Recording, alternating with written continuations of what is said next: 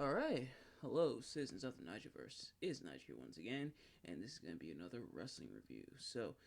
This is the last scheduled WrestleMania review that I have for the month of March. And the reason I say that is because I'm going to see, because we won't be at WrestleMania quite just yet at next week. It's not until next weekend, so I'm going to try to see if I can sneak one more WrestleMania match in. But as for here, you remember last year when W said once in a lifetime between The Rock and John Cena? Well, yeah, that was a lie. It's actually gonna be twice in a lifetime. So The Rock and John Cena find themselves at WrestleMania once again, and hit on one hand, yeah, W lied to us, but on the other hand, is it the first time? No, it certainly won't be the last. But nevertheless, what happens when The Rock and John Cena collide? Let's find out. I'm, of course, talking about The Rock versus John Cena, the rematch, twice in a lifetime at WrestleMania 29. So, as always, I'm not professional wrestling reviewer or analyst or anything like that. Just a man who enjoys a good time.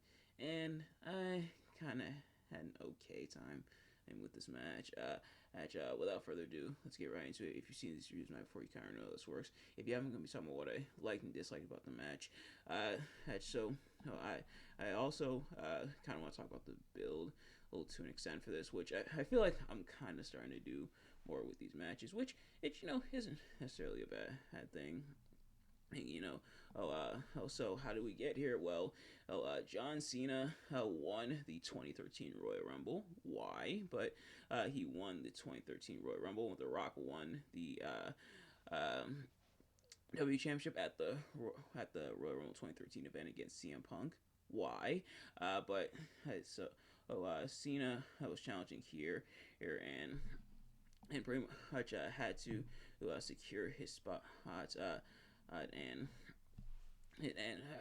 not really Cena, but The Rock more so had to secure a spot, make sure he was WWE champion going into this match, and then the build became Cena's life going into a quote unquote downward spiral at after his loss at WrestleMania 28, and kind of incorporating some of like the storyline stuff and kind of sort of some of the real life stuff, including his battles against like Brock Lesnar and stuff like that. Which it's John Cena, kind of won that first match against Brock, so it's not that much of a spiral. But yeah, Cena saying his life was in a downward spiral, and essentially blaming The Rock for it. How was Cena not the heel here? A lot of people point to this. Of all the moments that John Cena could have and really should have turned heel, this one a lot of people point to, saying that a heel John Cena, or at the very least a desperate John Cena, would have made for a much more interesting build here. And I do have to agree. And I think the desperation John Cena, kind of akin to what they did with Shawn Michaels going against The Undertaker at WrestleMania 26. I think that might be what they were going for, but I don't think they quite nailed it. But yeah, so Cena wants to fight The Rock one last time. And try to avenge his loss from the previous year. So, oh, so and I'm looking at the wiki here for reference to see more of this downward spiral. I forgot this was also his feud with John Laurinaitis took place at this time.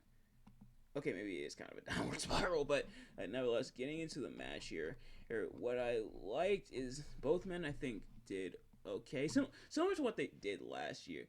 I think both men did okay, worked decently as much with each other, able to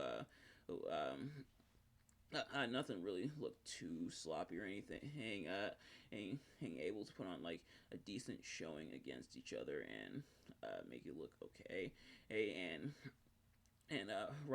Rock, you could tell, still for the most part able to go, like I said, for the most part. Or same with John which especially for The Rock, considering he had been in Hollywood for a majority of the time, and then coming back for this string of runs through WrestleMania 27, 28, and 29. Though The Rock obviously has to stay in shape for the movies and stuff like that, but yeah, so doing pretty decently here against each other.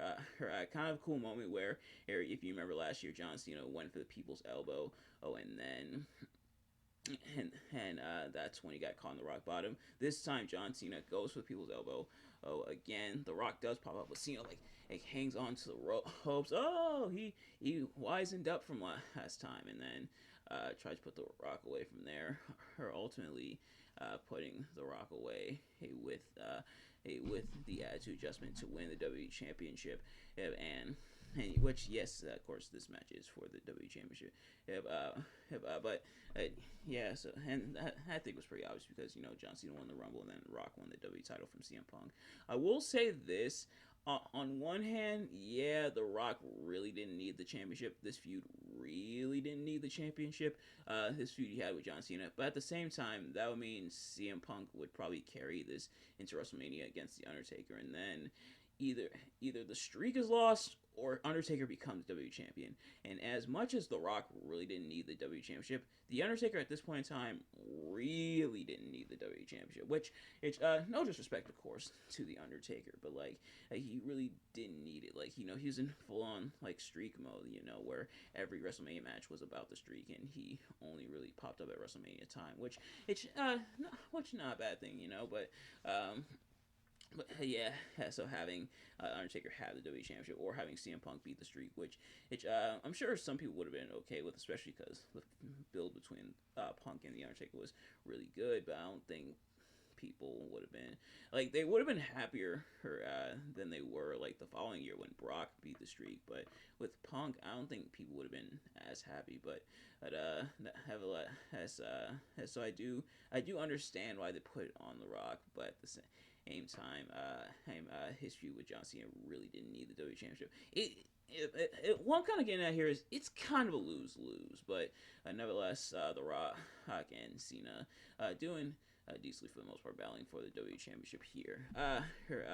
In terms of what I didn't quite like, something about it just felt kind of off. It felt kind of like even the crowd wasn't as into it as they were the previous year. I think a lot of that novelty of The Rock, like last year was like, oh, this is The Rock's first WrestleMania back in so long. But by this point, The Rock had competed at the previous WrestleMania, had competed at that Survivor Series before his match against Cena at WrestleMania 28, has competed for the WWE Championship. So some of the novelty had kind of worn off. Granted, The Rock was still gonna get a pop no matter what because he's The Rock. And if this year and his feud with Cody Rhodes and the bloodline and everything is evident, The Rock is gonna get a pop no matter what. But here, I feel like it kind of just, I feel like it kind of wasn't as.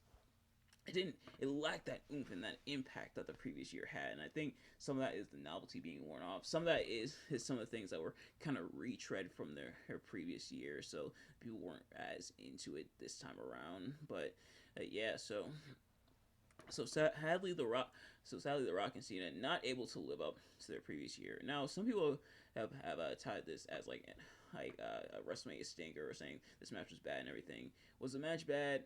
I don't know if I'd go that far, but it definitely lacked that spice and like that flavor that the previous year had. The previous year felt like more of that big fight feel. This year, sadly, didn't really have that, and that is unfortunate. But it still did really solid business.